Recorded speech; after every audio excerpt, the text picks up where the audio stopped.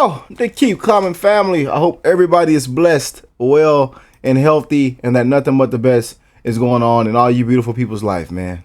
Just here to spread love, to be kind, and to care for one another, because you never know what somebody's going through.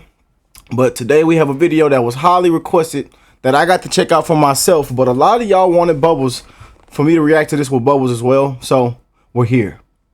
And Bubbles, this is the truth about the white slave trade, forgotten history. And oh man, me and Bubbles, we hate talking about slavery, but hey, it happened. And we're here. You know? And what these people went through is pretty painful. It sucked. And I don't wish this on nobody, you know? But sadly, slavery is still going on in today's time, and it doesn't matter your skin color. People think of slavery as black people. Frankly, it's not true. You okay? Yeah, I'm agreeing. Are you ready to get into this, Bubs? Yes. I love you. You're so beautiful over there. Oh my goodness. Isn't she beautiful, y'all? Hey, we hope everything is going well in all you guys' life, man. For your family, your kids, your friends, the neighbors, the strangers around the world. Please spread the love, because you never know what somebody's going through. But without further ado, we got the truth about the white slave trade, forgotten history. Let's crank it, baby.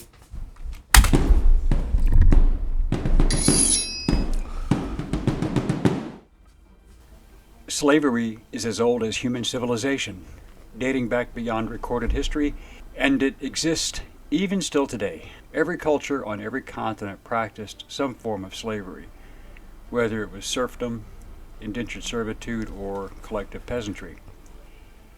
However, when the slave trade is mentioned, people normally think of the black African slave trade to the Western Hemisphere. Unfortunately. During the colonial period, from 1500 to the mid-1800s, as practiced by the European colonial powers.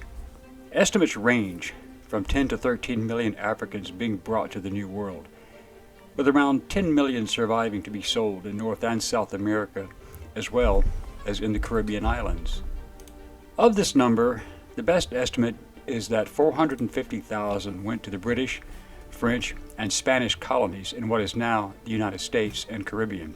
Brazil alone received almost 5 million, the rest going to the Spanish colonies in South America. Slavery still exists in the world, yet most of the major powers ignore the fact and refuse to even acknowledge that it still exists. It is still quite active. Yet, 6 decades before the American Civil War, a war was fought by the United States on foreign shores to try and stop the white slave trade. What was the white slave trade? Does it still exist? Who were the Barbary pirates? What was the result of American intervention? How did it... And shout out to Joe. Joe just sent me an email about the, a video about the Barbary pirates in my email. Yeah. You got anything to say so far? You all right over there? No. Okay. I love you. I love you too. Occur, and what was the aftermath? And how did 9 U.S. Marines and their mercenaries make history and give birth to a legendary fighting force, while also ending the white slave trade in North Africa? Shout out to all our veterans on the channel. Salute to all of our soldiers.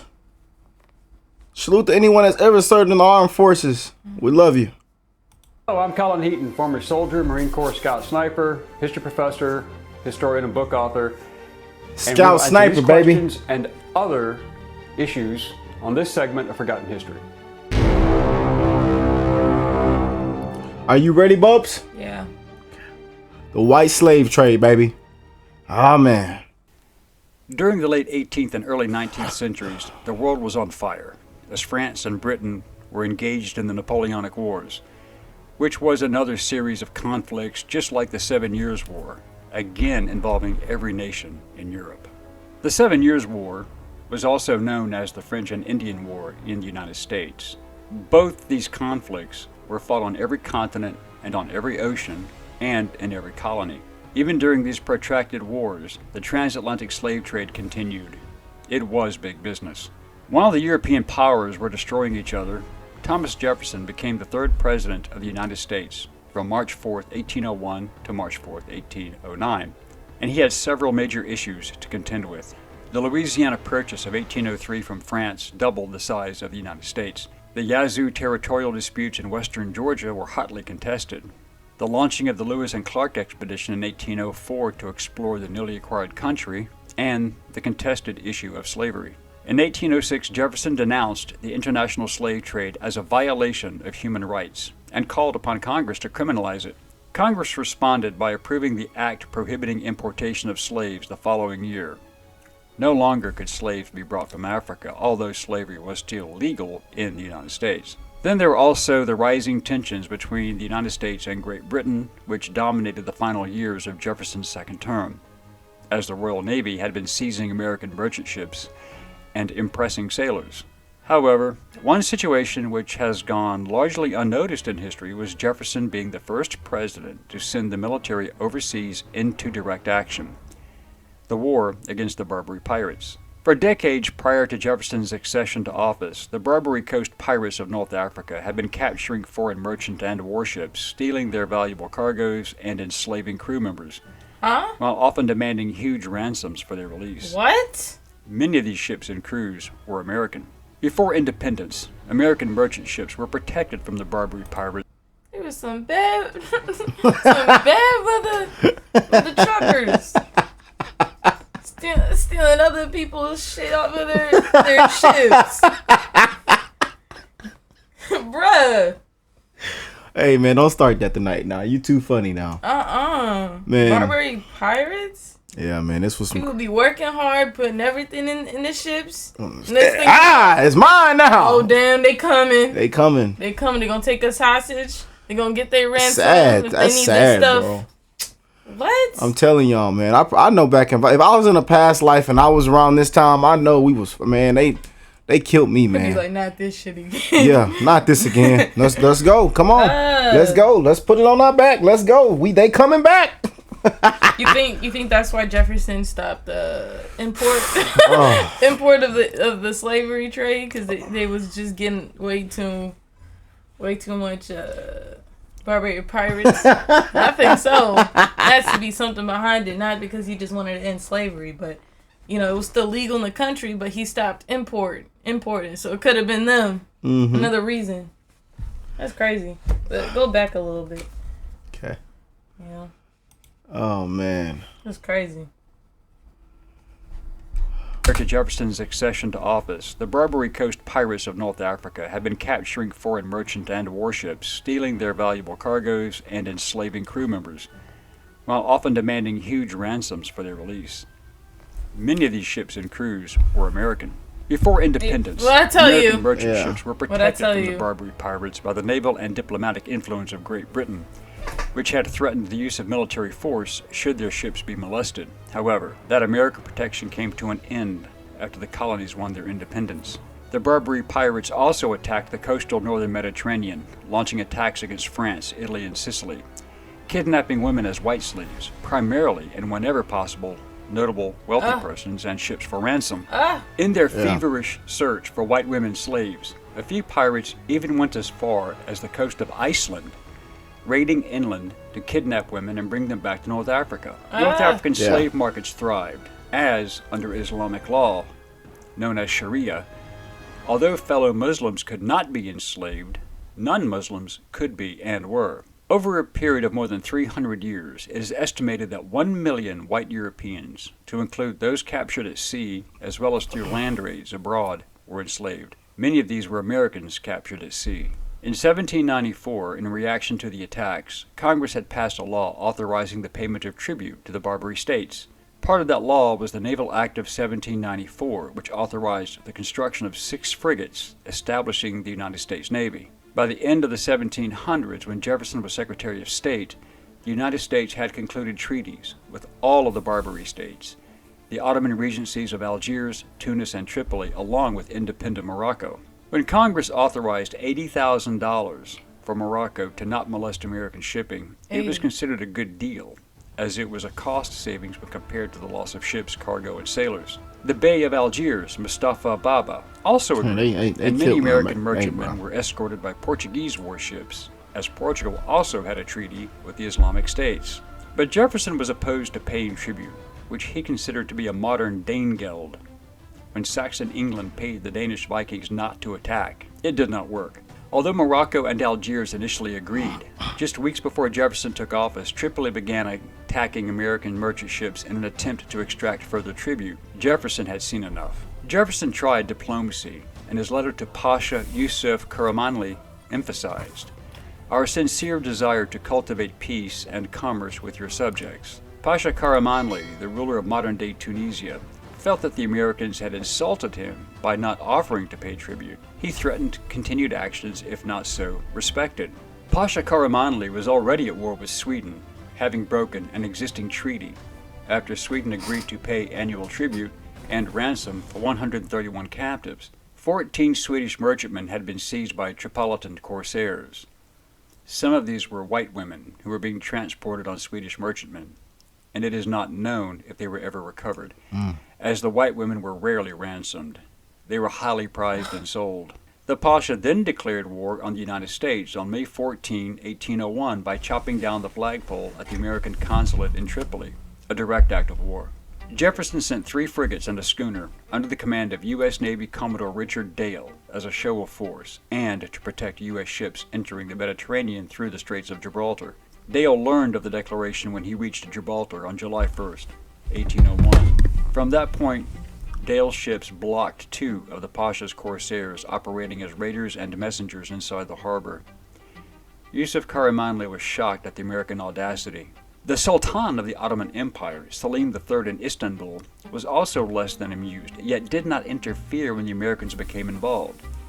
He had just concluded treaties with Russia and Austria and was trying to westernize his empire along Western lines. This included eliminating the white slave trade, and this position was not favored by many of his subordinate regional leaders, especially in North Africa, and they launched a revolt against him, and his cousin and successor, Mustafa IV, had him murdered in 1807. He was not about to give up such a lucrative business. The U.S. blockades halted Barbary trade and raids with Europe, but did not stop Tripoli's trade with the other Barbary states. It did, however, incite the other rulers, who considered siding with the Pasha, and they expelled their American diplomats. The United States was putting a major dent into their pirate enterprises, to include the white slave trade. The possibility of Tunis, Algiers, and Morocco joining forces as a result of losing this lucrative business became a serious concern during 1802, but in 1803, Captain Edward Preble was the new American naval commander, and he was aware of the white slave trade and piracy, and he began to deal with it. On September 12, 1803, the USS Constitution arrived off the Barbary coast to confront the Tripolitan pirates. In October 1803, the frigate USS Philadelphia ran aground and was attacked and seized, and the 307-man crew was held for ransom. In response, on February 16, 1804, a group under Navy Lieutenant Stephen Decatur slipped into Tripoli harbor after dark, boarded and set fires that destroyed the Philadelphia. The Pasha, in response, demanded an outrageous sum in ransom for his American hostages, even threatening death if it was not paid. In 1804, Commodore... Savages, man. Sheesh. And it's like a lot of people saying in the comments, like, man, we've never heard it explained like this and never was taught in the school. Like, sheesh. These were some savages, man. But also, too, a lot of these Samuel Barron, leaders, aboard the USS President, took command. The leaders we're having right now. My bad, Bubbles. What you say? The leaders, back in the day, they was getting some real work done.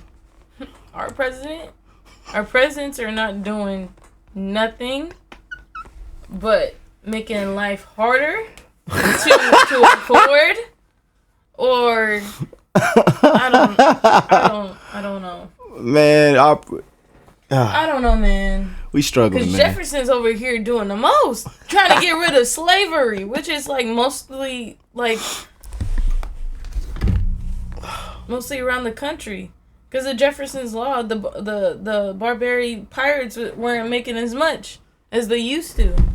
So it's like making big changes to the point where like it's noticeable. But these days they just, we just did this law, that's it. That's it? 8 years passed by, that's it. What are we really doing in America? Poor America, We just man. sitting here. This is why I'm always spreading love, Bubbles, because we are tired and struggling, and you never know what somebody's going through.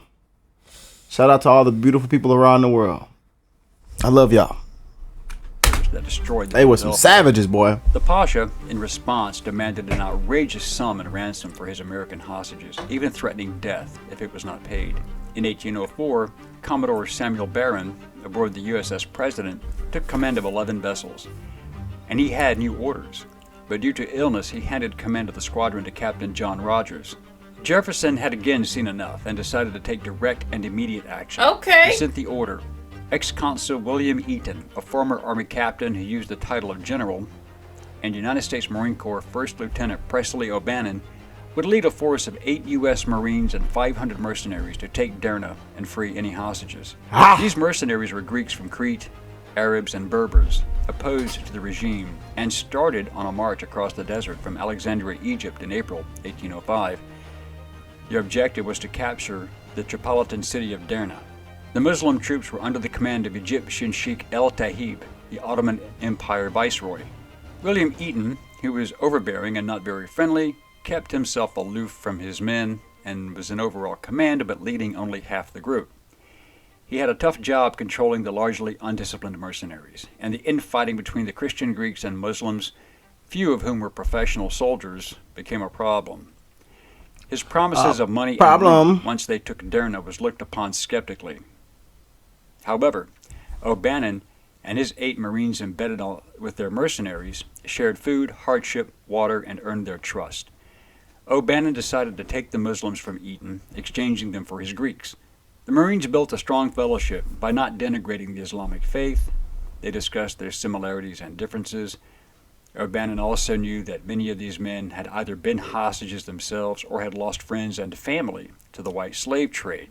Eaton reported in May 1805, quote, "Our only provisions are a handful of rice and two." They signed a peace treaty on June 10, 1805, aboard the USS Constitution. The treaty granted American ships passage through the Mediterranean without further payments of tribute and freedom from harassment.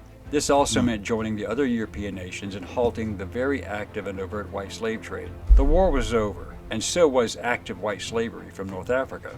Marine Corps legend has it that Hamet presented O'Bannon with a Mameluke sword, a sign of prestige and power.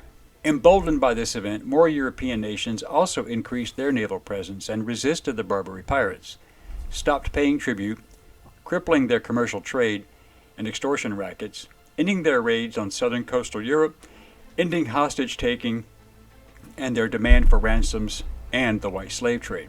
Presley O'Bannon and his 8 Marines had done the seemingly impossible, but it would not be the last time Marines were called upon to do the impossible and succeed. Semper Fi. We hope you enjoyed this segment of Forgotten History. Please click like and subscribe for free. And please stay tuned and be engaged and informed. Send us comments if you have questions or even show ideas, and we will respond to all requests and comments as soon as we can. Thank you. Whew. What? You all right? You took everything in? Yeah. Yeah, man. I have some concerns. Oh, yeah, man. Why aren't they teaching this in school?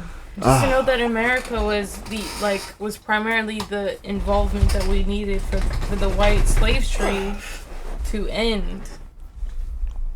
You know, it was just the beginning. So then eventually, black slaves would then be free as well. In the know country. what they teaching in school, man. They got to go by the book and go by the agenda. But it makes me confused. So why would they help a nation? Probably they had good treaties or whatever that they had with the countries that when they needed support, the American could send some over. But after they saved them, obviously, genuinely, people would want to come to America then. If America is so powerful and they're able to end other wars in different countries, they would want to join them in America. But again, there's an immigration problem. But I don't think it was a problem back then.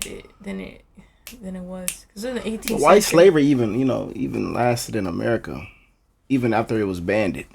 So because that's the one thing that's like you can make money effortlessly off.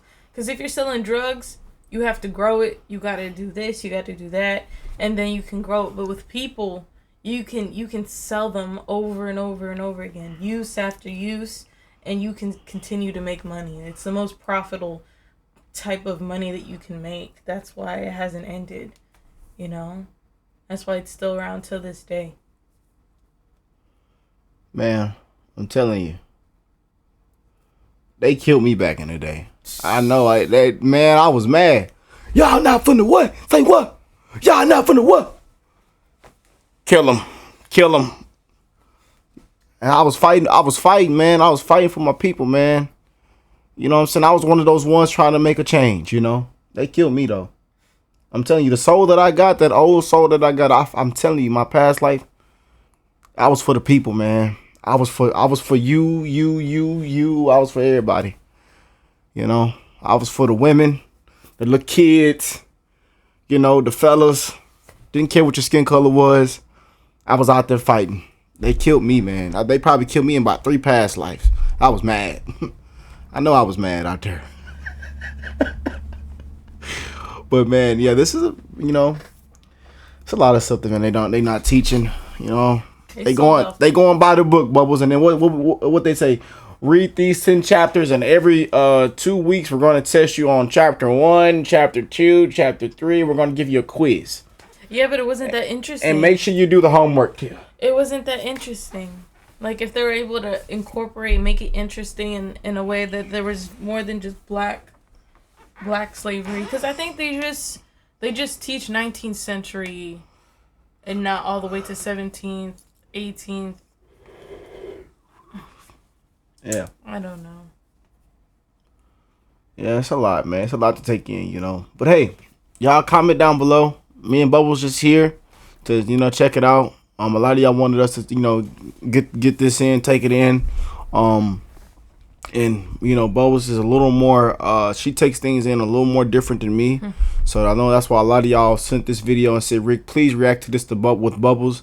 And I checked it out by myself, so I already knew what I was getting into. But I just wanted her to check it out because y'all requested it. So it's love, man. We love y'all. We wishing the best for y'all. We're going to check out some amazing stuff tonight. We got a lot of music, a lot of amazing requests, kind donations sent in. So y'all stay tuned tonight on this beautiful Saturday. Hey, we're here, baby. You know what I'm saying? Spreading love, man. We don't believe in war. I wish if we could change history. Oh man, we would do things totally different. Oh, there wouldn't be no war. There would be nothing but love, good things going on.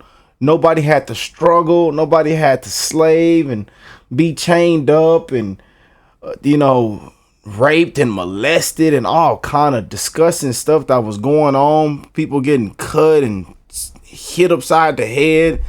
Hey, none of that would have happened if, you know, if I was over everything back in the day when the world started. But they were selling royalty, Yeah. nobles, and all that Yeah, stuff. I They know were that. profiting. Man, They were making money. that These people wanted to end white slavery, and they're like, this right here ruined everything, and it still has ruined everything in today's time. Poor people out here, man. We out here just trying to make it out every single day. That money has ruined everything. Slavery is still going on. Doesn't matter your skin color. But hey, we love y'all. We wishing the best for y'all. Y'all have a blessed, beautiful night. Take care of yourself. Be safe. Get home safe. Beware of your surroundings.